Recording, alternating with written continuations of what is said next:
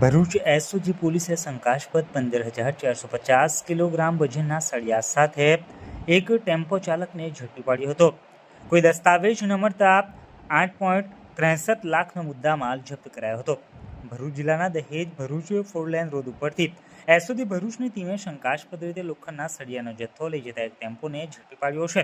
Police તપાસમાં ટેમ્પોમાંથી 15,450 kilogram વજનના લોખંડના સળિયા મળી આવ્યા હતા.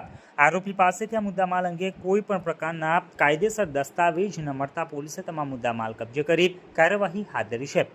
એસઓજી ભરૂચના પીઆઈ એ ચૌધરીની ટીમને પેટ્રોલિંગ દરમિયાન બાતમી મળી હતી કે એક આઈસર ટેમ્પો નંબર DJ27X3812 દહેજ ભરૂચ રોડ ઉપરથી વેસદરા નજીકથી ભંગારના લોખંડના સળિયા ભરીને વિલાયત વાગરા માર્ગે અમદાવાદ તરફ જઈ રહ્યો છે. બાતમીના આધારે પોલીસે વિલાયત ચોકડી નજીક વોચ ગોઠવી ટેમ્પોને અટકાવી તપાસ હાથ ધરી હતી. આ ચેકિંગ દરમિયાન ટેમ્પોમાંથી મોટો જથ્થો લોખંડના સળિયા મળી આવ્યો હતો. આ મુદ્દામાલ અંગે ડ્રાઈવર પાસેથી ખરીદી બિલ કે કાનૂની દસ્તાવેજો માંગવામાં આવ્યા હતા, પરંતુ તેણે સંતોષકારક જવાબ ન આપતા સમગ્ર માલ શંકાસ્પદ માનીને BNSS કલમ 106 મુજબ કબજે કરવામાં આવ્યો હતો.